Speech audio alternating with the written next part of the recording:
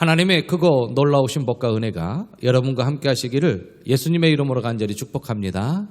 아멘. 오늘은 예수님은 인류의 구세주라는 제목으로 말씀을 전하겠습니다. 구세주, 영어로는 세이비어, 히브리 말로는 메시아, 헬라어로는 그리스도. 이 뜻을 해석해 보면 세상을 구원할 자입니다.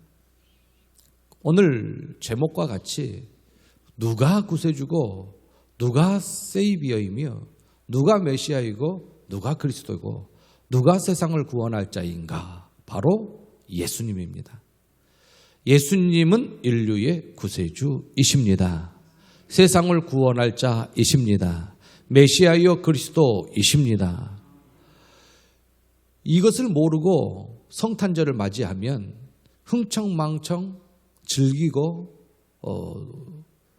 즐기는 시간, 인간으로 기쁨을 나누는 시간, 그렇게 끝나고 맙니다. 근데 예수님께서 성육신하시어, 하나님이 성육신하시어 이 땅에 오셔서 또한 물과 피를 다 쏟으셨다. 그 초림 예수님을 우리가 안다면, 그분이 그리스도다, 그분이 메시아다라는 것을 안다면 우리는 다가오는 성탄절의 의미를 더욱 새롭게 할 수가 있을 것입니다. 예수님은 우리 주 그리스도이십니다. 저는 예수님을 항상 예수님 그렇게 부르지요. 어떤 분은 예수 그렇게 부릅니다. 그런데 예수 틀리지 않아요. 이름이기 때문에 자기 백성을 저희 죄에서 구원할 자, 예수님의 이름의 뜻인데, 그런데 왜 우리가 예수님 하고 뒤에다가 높여 부르냐면 예수님을 지극히 낮춰 부르는 종교들이 있었기 때문입니다. 구약 성경을 정경으로 삼은 종교가 세 종교가 있다고 말씀드렸습니다. 첫 번째는 유대교입니다. 유대인들 구약 성경 믿습니다. 그 다음에 이슬람입니다. 이슬람도 구약 성경 믿습니다. 그 다음에 우리 기독교입니다. 이 기독이라는 이 한자어는 예수님이라는 뜻인데, 기독교는 예수님, 그리스도교이지요. 저와 여러분들은 예수님의 가르침을 따르는 그러한 종교인입니다. 성도인 것이지요. 그래서 이 유대교는 예수님이 저주를 받아, 그러니까 그들은 예수님이라고 하지 않아요.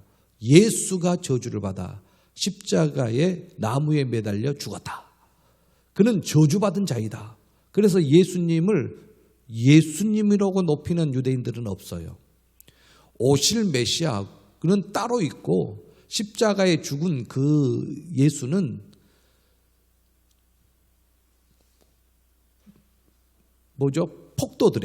폭도들의 우두머리다. 그렇게 이야기합니다. 쿠데타. 왜 우두머리다? 그러면서 큰 죄인으로 예수님을 십자가에 못 박혀 죽였습니다. 그래서 유대교는 예수님 올리지 않습니다. 이슬람도 마찬가지입니다. 이슬람은 예수님을 오고 오는 모든 선지자들 중에 한 사람이다. 예수님보다 더 크신 이가 나중에 나왔으니 그가 마호멧이다. 그렇게 하면서 예수님보다 더 높인 예언자를 마호멧이라고 합니다. 그렇기 때문에 그들도 예수님하고 높이지 않습니다. 오직 예수님하고 높이는 그러한 구약 성경을 정경으로 삼는 종교 중에 오직 유일한 예수님하고 높이지요. 저와 여러분들은 예수님은 하나님과 동등되신 분이시고 삼위의 제2위 되시는 예수님을 믿습니다. 그런데 예수님보다 더 훌륭한 표현이 있는데 그게 바로 예수 그리스도라는 표현입니다. 그리고 거기에 더 한 걸음 더 나아가서 자신의 신앙 고백을 담는 그러한 표현이 있는데 그게 주라는 표현입니다. 아도나이, 주라는 것은 모든 주인 되시는, 모든 만물의 주관자 되시는 주인이시다. 나의 생사화복도 주관하신 분이 예수님이시다 라는 그러한 신앙 고백을 함께 담아서 사도들은 예수님을 만난 사도들은 항상 일괄적인 표현이 우리 주 예수 그리스도, 우리를 뺐다면 주 예수 그리스도, 이렇게 성경은 따로따로 세 단어 주 예수 그리스도를 한꺼번에 한 사람에게 집중시키어 십자가에 못 박히신 그 예수님에게 집중시키어 주 예수 그리스도라고 부릅니다. 그러므로 저와 여러분들이 예수님을 부를 때에 우리 주 예수 그리스도, 아니면 주 예수 그리스도, 아니면 예수 그리스도, 아니면 예수님 하고 표현하는 게 좋습니다. 예수 그것보다도 더 마음에 존경심을 담아 경건한 마음으로 예수님을 부른다면 주 예수 그리스도. 이제 전체적으로 또 존경을 담아 삼위 하나님을 주님이라고도 부릅니다. 주님, 지극히 높여 부르는 것입니다. 사도행전 28장을 보면 사도행전의 마지막 장이 28장이고 마지막 절이 31절입니다. 바울 사도가 하나님의 감동을 받아 이렇게 사도행전을 마지막에 기록하면서 주 예수 그리스도라고 표현합니다. 예수님을 만난 사람은 하나님 나라를 전파하지 아니할 수가 없습니다. 그리고 예수님이 주인이시다. 그리고 예수 자기 백성을 저희주에서 구원할 자이시다. 그리고 그분은 그리스도다라는 것이지요. 예수님을 가리켜 그리스도라, 유대인들은 깜짝 놀랍니다. 참람하다. 어찌 하나님과 예수님을 동등하게 여길 수 있느냐. 그게 유대인들이 예수님을 십자가에 못 박힌 죄목입니다. 신성모독. 그것을 가지고 로마 빌라도에게, 총독에게 요청을 하여 로마 총독은, 빌라도는 사형을 쿠데타, 로마의 정권에 대항하는 자로 정치적으로 죄를 뒤집어 씌워 예수님을 십자가에 죽였습니다. 그런데 유대인들은 신성모독, 어찌 너가 하나님과 동등되게 여기느냐. 예수님을 높이지 않아요. 하나님이 보내신 예수님을 메시아로 영접하지 않습니다. 그런데 사도들은 달랐어요. 죽으시고 부활하신 예수님을 만난 사도들은 예수님을 가리켜 어김없이 그리스도시다, 그가 그리스도시다 라고 고백하지요. 수가성 여인도 예수님과 대화를 한 후에 내가 그리스도를 만났다. 이 그리스도는 구약의 왕, 나라가 어려웠을 때에 그 나라를 하나님께서 왕을 보내어서 구원하여 주십니다. 예전에는 사사 다음에 왕, 그러면서 나라를 구원했어요. 구원자였어요.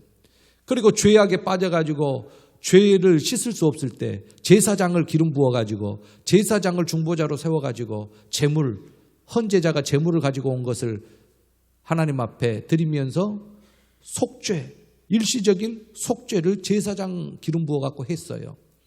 이제 하나님의 말씀을 몰라서 곁길로 가고 방황할 때에, 자기 소견대로 행할 때에 하나님께서 선지자를 보내주시어 하나님의 말씀대로 살아갈 수 있도록 선지자를 기름 부어가지고 세웠어요. 다 구원자라는 뜻이 있습니다. 기름 부음 받은 자, 그들은 다 구원의 역할로 사용됐고 쓰임받은 사람입니다. 그렇기 때문에 그리스도, 기름 부음 받은 자라는 뜻 안에는 구원자라는 뜻이 있습니다. 그러므로 메시아, 구원자, 히브리 말로 메시아는 구원자입니다. 그리스도도 기름 부음 받은 자 뜻 안에 구원자가 있습니다. 뜻이 같아요. 그리고 구세주, 우리의 구주, 구세주 예수 그리스도. 예수님을 만난 사도들 뿐만 아니라 예수님을 만난 모든 사람들은 예수님을 주님이라고 부릅니다. 이제 나된 것은 주님의 은혜고, 내가 살아가고 나에게 주어진 모든 것은 주님께서 주신 것이고, 나의 생사하복을 주장하신 분도 주님이시고, 나의 앞길을 인도하실 분도 주님이시다. 주님 높이지요. 자기 백성을 저희 죄에서 구원할 자 예수님, 그리고 그분이 그리스도다. 유대인들은 깜짝 놀라면서 어찌 예수 그리스도라고 할 수 있느냐. 그러나 담대하게 예수님은 그리스도다, 주 예수 그리스도를 외쳤던 사도들을 우리는 성경에서 봅니다. 오늘 본문에 보면 천사가 목자들에게 구주에 대해서 이야기합니다. 이 구주가 구세주입니다. 이 구세주가 곧 그리스도인데, 구세주가 그리스도인데 그 구세주인 그리스도가 나셨다, 태어나셨다라는 것입니다. 그러면서 천사가 이게 고지라고 합니다. 마리아에게는 수태고지, 알려주는 것이죠. 자, 이 고지 알려주는 것입니다. 구주가 나셨다고. 그분이 바로 예수님입니다. 구주, 그리스도, 예수님. 뗄래야 뗄 수 없는 단어가 되었습니다. 예수님은 구약에서 예언된 구세주입니다. 여러분들이 잘 아시는 바와 같이 원시복음의 창세기 3장 15절에 여자의 후손이 나옵니다. 이 여자의 후손이 사탄 권세를 깨뜨리며 사탄 권세를 깨뜨리며 뱀의 머리를 상하게 한다. 이것은 죽음에서 부활을 의미하는데, 이 사망 권세 깨뜨리고 승리하신 주님을 예언하고 있는 게 창세기 3장 15절 말씀입니다. 그런데 여자의 후손 자로 태어나기로 예언되어 있고, 그 다음에 셈의 후손으로 태어나기로 예언되어 있었습니다. 전 인류가 홍수로 멸망당하고 멸하여지고 한 가족이 방주에서 살아났는데, 그 노아의 가족이 바로 아들들 3명 있는데 셈, 함, 야벳입니다. 그 중에 메시아는 어느 혈통에서 나오느냐? 셈은 아시아의 조상이 되었고, 야벳은 유럽의 조상이 되었고, 함은 가나안, 아프리카의 조상이 되었는데 어느 혈통으로 메시아가 나오겠느냐 할 때 하나님께서 셈의 혈통이다라고 말씀하십니다. 그렇게 예언하셨습니다. 그리고 이제 셈의 혈통 중에서도 많은 가정이 있는데 그 가정 중에 누구냐? 아브라함의 자손이다. 그래서 마태복음 1장 1절에 보면 아브라함과 다윗의 자손 예수 그리스도의 세계라. 아브라함이 나와요. 아브라함의 후손이다. 아브라함의 후손은 이삭이지요. 이삭을 통하여서 하나님께서 복의 약속을 하셨습니다. 그 복의 약속이 예수님과 연결됩니다. 그러면 이제 아브라함이 이삭을 낳고 이삭이 야곱을 낳았어요. 자, 이삭이 야곱만 낳은 게 아니라 이삭은 에서와 야곱을 낳았는데, 그렇다면 에서인가 야곱인가 할 때 하나님께서 또 야곱이다라고 말씀하셨습니다. 그래서 이제 메시아는 야곱에게서 나오신다. 야곱에게서 나오신다. 그게 예언입니다. 그리고 또 야곱은 야곱으로 인하여 12지파가 나누어지는데, 그 12지파 중에 어느 지파에서 예수님이 나오겠느냐? 그때 넷째 아들 유다 지파에게서 메시아가 나오겠다라는 것입니다. 자, 그 유다 족속에서 어느 가정이냐, 어느 가문이나 할 때에 다윗의 가문이요, 다윗의 혈통이다. 그렇게 이야기하셨습니다. 다윗 언약을 하나님께서 맺으셨습니다. 다윗의 왕위가 영원히 견고하리라. 그런데 인간은 유한하여, 영원이라는 것은 신적인 영역입니다. 신의 성품. 영원은 유한한 인간에게 있을 수 없어요. 그런데 다윗에게 영원을 약속하신 것은 예수님과 연결되기 때문입니다. 다윗의 왕권이 예수님과 연결됩니다. 그래서 다윗의 왕위가 영원히 견고하리라. 다윗의 혈통에서 예수님이 태어나신다라는 것입니다. 창세기 3장 15절을 정확하게 또 이사야 선지자를 통하여서 또다시 강조합니다. 그게 바로 이사야 선지자를 통하여서 처녀가 잉태하여 아들을 낳을 것이다. 마리아의 남편 요셉도 이 말을 천사가 알려주었을 때, 알려주었을 때에 모든 의심과 두려움과 분노가 눈 녹듯이 녹아내렸지, 이 천사가 고지하지 아니했을 때까지는 분이 가득하였고, 또한 좀 억울함도 있었을 것이고, 그러나 의로운 사람이라 조용히 끊으려 했던 그러한 것을 봅니다. 아니, 약혼녀가 자기 아기가 아닌 다른 사람으로 인하여 임신을 했다라는 것을 알게 된다면 충격이지요. 그럼에도 불구하고 조용히 끊고자 하였으나 천사가 고지하지요. 성령으로 잉태된 것이니. 여러분, 이 성령으로라는 단어 안에 요셉이 가지고 있었던 모든 의심과 모든 근심 걱정과 염려가 눈 녹듯이 녹아내립니다. 이게 하나님의 은혜예요.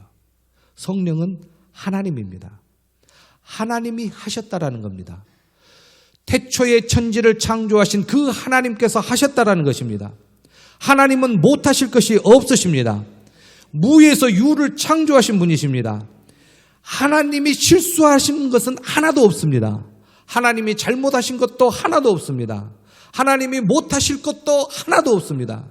인간은 못합니다. 인간은 못한 것이 너무나도 많지만은, 못하여서 이해가 되지 않지만은 하나님께서는 모든 것을 하실 수 있기에 성령으로 잉태되었다. 그것은 창세기 3장 15절과 이사야 7장 14절의 말씀을 완성하신 성령의 역사, 즉 하나님의 역사하심입니다. 인간은 내 몸도 내 마음대로 못해요. 내 혈액형이 O형인데 이 O형을 바꿀 수가 없어요. 바꿀 수가 없어요. 내 자녀가 E나 밀려인데 내 능력으로 E나 밀려 내가 만들어낼 수 없어요. 하나님의 역사하심이거든요. 성령께서 하셨다라는 말에 하나님께서 하셨다라는 것에 믿음이 생기고 거기에 동의하며 요셉은 그 믿음으로 마리아를 데려온 것이지요. 하나님이 하셨습니다. 예, 여러분들이 모든 걸 동의할 때에 하나님께서 여러분들에게 놀라운 복을 주십니다. 이 세상에 태어나게 하신 것도 하나님이요. 독촌교회를 섬기게 하신 분도 하나님이요. 직분 주신 분도 하나님이요. 여러분들의 가정을 세우신 분도 하나님이요. 여러분들의 자녀를 주신 분도 하나님이요. 여러분들이 하시는 일도 하나님께서 주관하여 하시게 하셨다라는 하나님의 하심을 인정할 때 하나님이 하셨습니다. 감사합니다라는 고백이 되는데, 내가 노력해서 내가 본 것이고, 내가 노력해서 내가 자식을 낳은 것이고, 내가 노력해서 여기까지 왔다. 그것은 하나님의 하심에 대한 신앙 고백이 없는 사람의 태도입니다. 요셉의 마음속에 성령께서 하셨다라는 그 말씀에 모든 것이 녹아내리죠. 왜 그렇게 하셨을까? 왜 그렇게 하셨지가 아니에요. 하나님의 기쁘신 뜻을 그대로 받아들이고 마리아가 잉태하여 성령으로 잉태된 것을 요셉이 믿게 되는 겁니다. 저와 여러분들도 사도신경 신앙 고백에 이것을 고백하고 있습니다. 믿을 수밖에 없는 사건이지요. 하나님이 하셨기 때문에. 어떻게 그렇게 될 수 있어요? 어떻게 여자가 남자 없이 얘기 날 수 있어요? 아이 낳을 수 있어요? 과학적으로, 상식적으로, 이성적으로 그게 가능하나요? 하나님은 하십니다. 하나님은 못하실 것이 없으신 분이십니다. 그렇기 때문에 우리가 신앙 고백하시지요. 그렇기 때문에 예수님께서는 하나님이신 것입니다. 이것은 성경에 약속된 그러한 예수 그리스도시지요. 예수님의 이 성령의 잉태를 믿지 못한 사람은 아직도 예수님을 사생자라고 그래요. 아버지도 모르는 그러한 마리아가 어떻게 몸을 놀렸는지 부정하게 몸을 놀려가지고 임신해가지고 아이를 낳았다고 아직도 이야기하고 있어요. 얼마나 무지합니까? 성령을 모르니까, 하나님을 모르니까, 하나님의 능력과 권세를 모르니까 그러한 말을 하게 되는 것입니다. 보라, 처녀가 잉태하여 아들을 낳을 것이요 그 이름을 임마누엘이라 하리라. 우리는 아멘이지요. 하나님이 우리와 함께 계시다. 제가 설교를 준비하면서 예수님이 태어난 장소가 베들레헴 떡집이다. 그건 알아요. 너무너무 잘 알지요. 베들레헴 떡집이다. 그런데 성경에 보니까 베들레헴을 꼭 에브라다하고 연결해서 기록을 하고 있어요. 왜 하나님께서 성경을 기록하실 때에 베들레헴을 에브라다로 구분을 했을까? 제가 독천에 딱 와가지고 낭주라는 이야기를 많이 봤어요. 간판도 봤고. 어디도 이렇게 낭주 어린이집. 낭주가 뭐죠? 뜻이? 복천의 옛 지명. 맞죠? 네. 베들레헴의 옛 지명이 에브라다였어요. 그런데 베들레헴은 떡집입니다. 떡집. 예수님께서 베들레헴에 태어나셨습니다. 예수님께서 성육신하시면서 떡 잔을 돌리시면서 자신의 몸을 떡으로 비유하셨습니다. 떡집에 생명의 떡으로 오신 예수님께서 오셨어요. 그러면 피는 어디 있을까? 유월절 이스라엘 백성들이 유월절 행사를 항상 해마다 드리는데 유월절 때 이 어린 양의 피를 10번째 재앙이 있기 전에 장자 죽음이 있기 전에 어린 양을 잡아가지고 임방과 문설주에 피를 바릅니다. 어린 양을 잡아 그 피가 있는 집은 유월되지요. 죽지 않았어요. 장자들이. 그런데 그 어린 양의 피는 그렇게 바르고 어린 양의 그 살은 어떻게 됐는가? 사람들이 먹었습니다. 그러니까 피와 그 어린 양을 먹었어요. 피와 떡, 살을 먹지요. 그게 유월절 행사고 그게 만찬이고 성만찬이고 그게 저와 여러분들이 행하는 성례식인데 그러면 베들레헴의 떡집에 예수님께서 태어나셨는데 에브라다 뜻이 열매가 풍성하다라는 뜻이었어요. 그럼 무슨 열매가 풍성했느냐? 그때 옛날에는 포도 열매가 그렇게 풍성했어요. 에브라다에. 그 다음에 이제 곡물이 풍성해가지고 떡을 많이 만들어가지고 베들레헴으로 이름이 바꿔졌어요. 그러니까 베들레헴 에브라다야 떡과 포도가 있는 곳에 예수님께서 성육신하신 거예요. 이건 탄생의 엄청난 비밀입니다. 예수님의 성찬의 비밀이 여기에 담겨 있기 때문입니다. 그리고 성경은 예수님을 구세주라고 표현하지요. 예언자들도 예수님을 구세주라고 표현했습니다. 이사야 선지자가 메시아가 오면 영육의 눈먼 자들의 눈을 밝히고 영육에 갇힌 자들을 감옥에서 끌어내며 영육의 흑암에 앉은 자들을 나오게 한다, 해방시킨다. 메시아가 오시면 이렇게 예언되었어요. 천사도 이야기했지요. 주의 사자가 현몽하여 이르되 다윗의 자손 요셉아 내 아내 마리아 데려오기를 무서워하지 말라. 그에게 잉태된 자는 성령으로 된 것이라. 우리와 같이 똑같은 육신을 가지고 태어나셨으나 성령으로 잉태되어 죄가 없으신 분이십니다. 아들을 낳으리니 이름을 예수라 하라. 이는 그가 자기 백성을 그들의 죄에서 구원할 자이심이니라 하면서 나시기 전에 지음받은 이름 예수님. 세례요한이 세례를 받으러 나오는 예수님을 보고 보라 세상 죄를 지고 가는 하나님의 어린 양이로다 하면서 예수님을 하나님의 어린 양, 유월절에 희생될 어린 양이라 표현하셨습니다. 그의 피 흘린 피, 그의 찢긴 살, 그걸로 인하여 저와 여러분들은 구속함을 받았습니다. 예수님이 스스로 자기 자신을 드러내십니다. 나를 보내신 이를 믿는 것이다. 나를 믿는 것이 아니라 나를 보내신 이를 믿는 것이다. 이것은 뭐냐면 하나님에 대한 믿음이 정확하게 있으면 하나님이 보내신 예수님을 믿을 수밖에 없어요.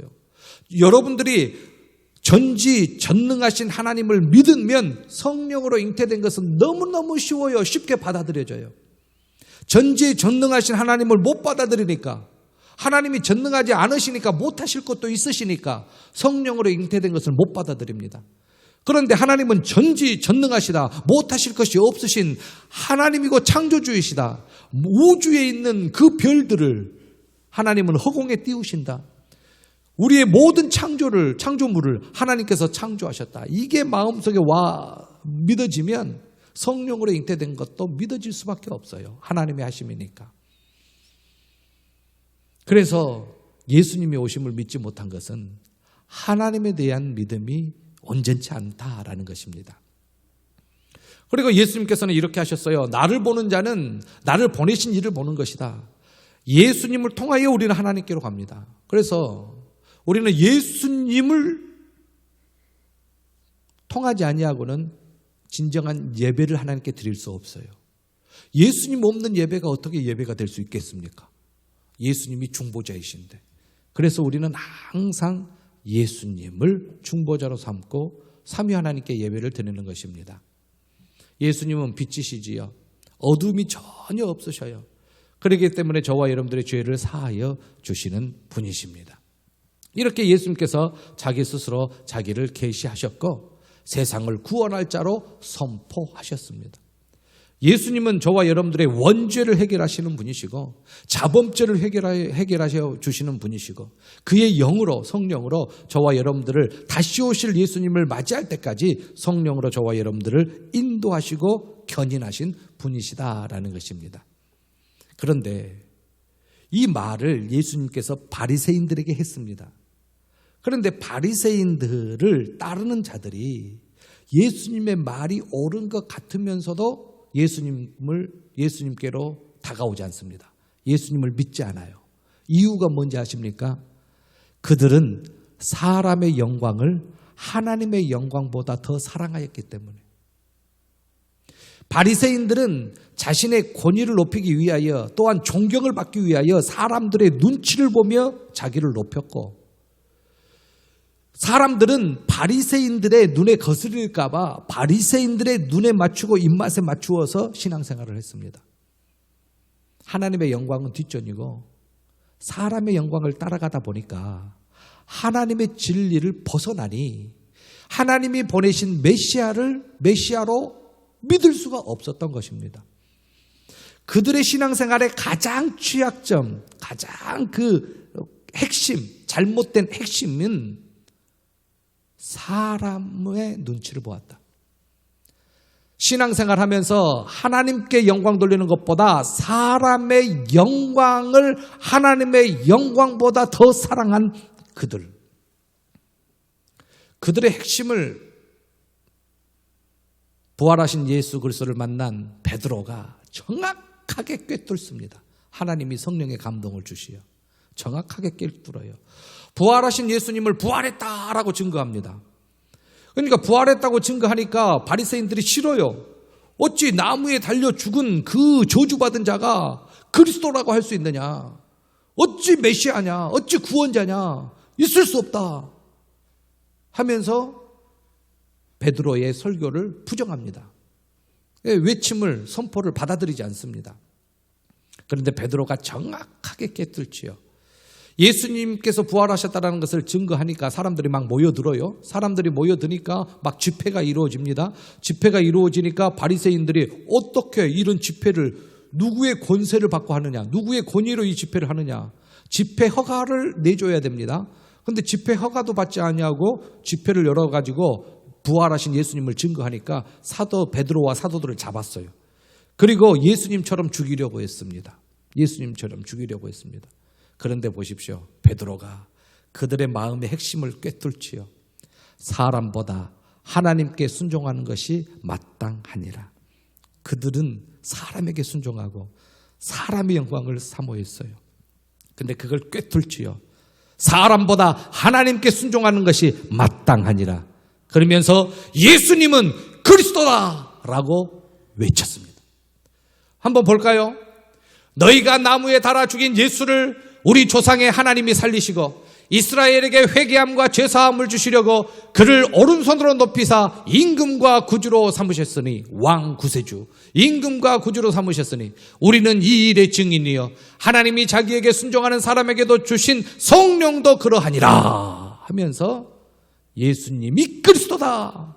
너희들이 잡아 십자가에 못 박아 죽인 그 예수님이 그리스도다라고 외친 것입니다. 그렇습니다. 예수님은 그리스도이십니다. 예수님은 죄인들을 위해 오신 구세주입니다. 저와 여러분들은 아담의 원죄 때문에 하나님과 너무너무 멀리 떨어져 있던 허물과 죄로 죽었던 자들이었지요.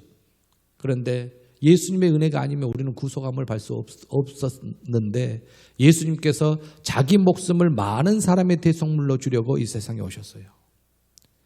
그 은혜를 깨달으면 먼저 감사가 나오지요. 저와 여러분들 생명만 살려둬도 얼마나 감사합니까? 그 감사함을 잊지 못해요. 평생 잊지 못합니다. 이 앞전 태풍에 어느 지역에 다리가 유실되려고 하지요. 태풍이 와가지고 비가 많이 쏟아져가지고 다리가 무너지려고 합니다. 그런데 집 2층에서 이렇게 봤는데 다리가 막 무너지려고 난간이 휘고 그래요.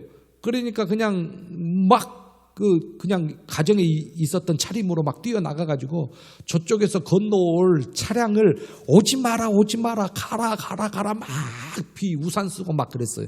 가라, 오지 마라.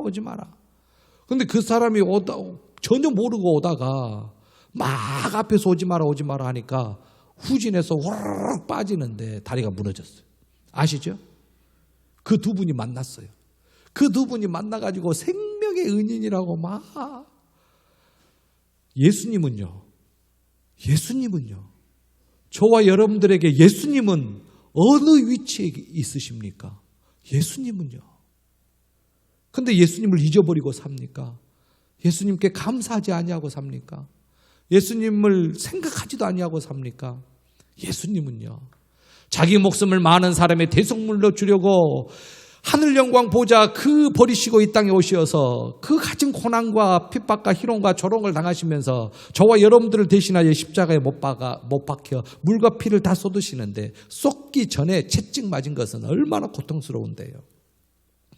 가시면류관을 쓰면서 희롱하고 조롱하는 것은 얼마나 비참한데요.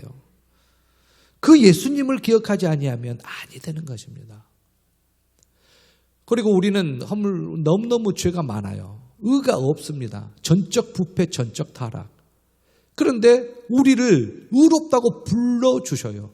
그리고 불리움 받은 죄인이라고, 의인이라 불리움 받은 죄인이라고, 의인이라고 인정해 주십니다. 하나님이. 무엇 때문에? 예수님의 의 때문에. 예수님의 의가 우리 안에 있기 때문에. 예수님 빼면요, 하나님 앞에 우리가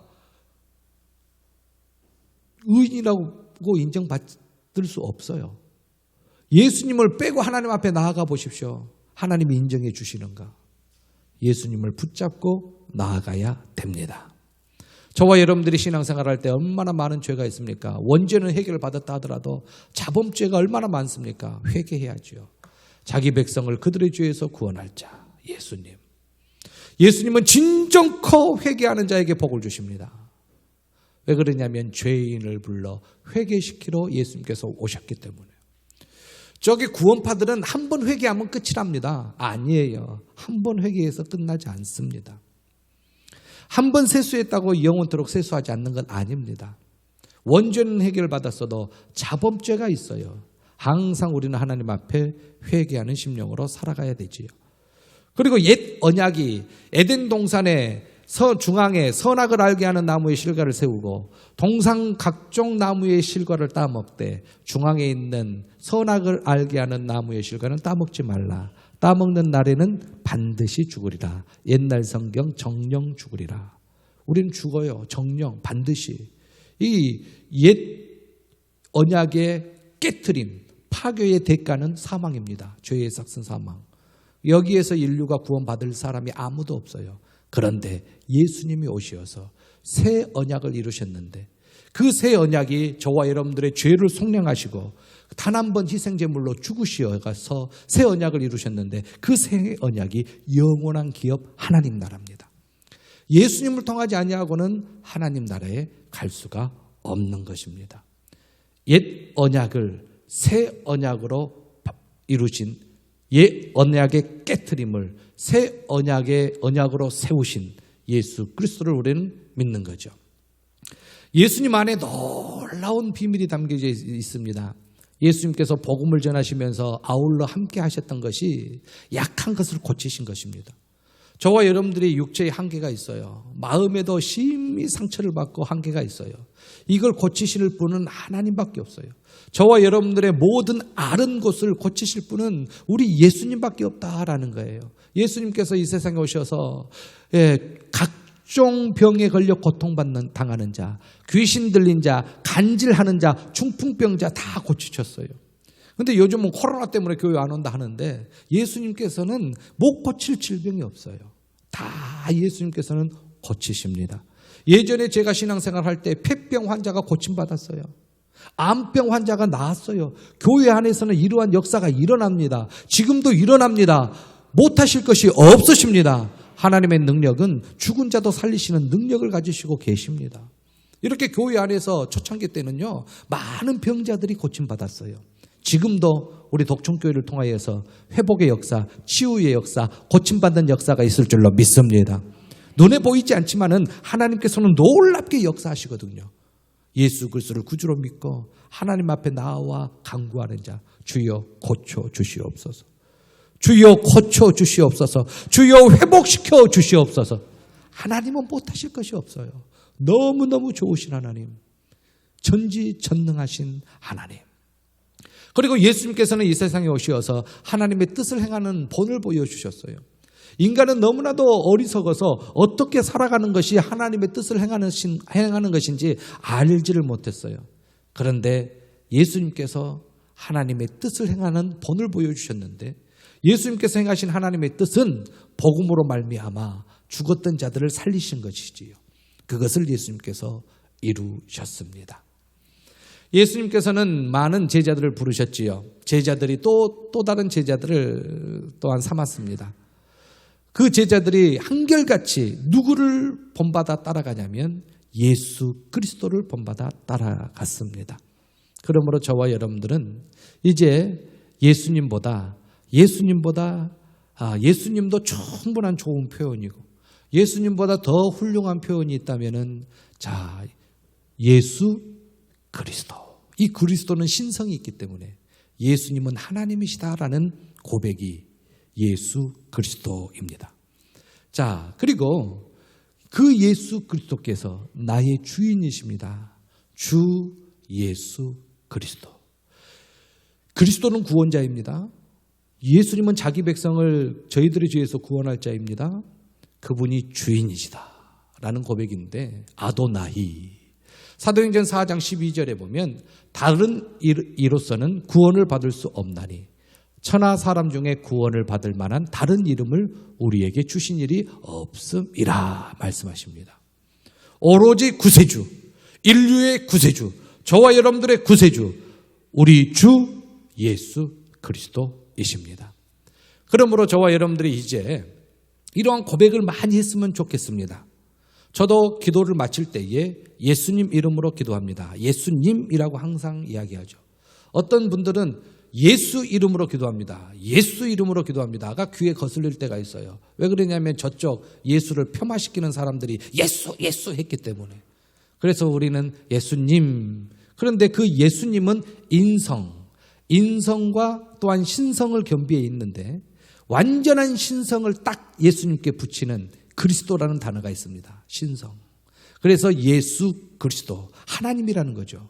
그분이 나의 주인이시다. 나의 신앙 고백입니다. 그래서 주 예수 그리스도, 아주 훌륭한 표현이고, 예수님보다 예수 그리스도를 드높이는 게 저와 여러분들은 참으로 신앙에 많은 도움이 될 것입니다. 예수님은 구약에서 예언된 구세주입니다. 성경은 예수님이 구세주이심을 선포합니다. 예수님은 죄인들을 위해 오신 구세주이십니다. 예수님은 우리의 주인이시고 또한 그리스도이십니다. 이것을 마음속에 항상 깨달아야 돼요. 우리 주 예수 그리스도. 이 믿음으로 승리하시면서 이제 다가오는 성탄절을 의미 있게 이제 준비하고 받아들이고, 그리고 또한 우리 주님 다시 오실 터인데, 재림하실 터인데, 그때까지 우리 주 예수 그리스도와 함께 신앙생활을 아름답게 하는 저와 여러분들 되시기를 예수님의 이름으로 간절히 축복합니다. 아멘.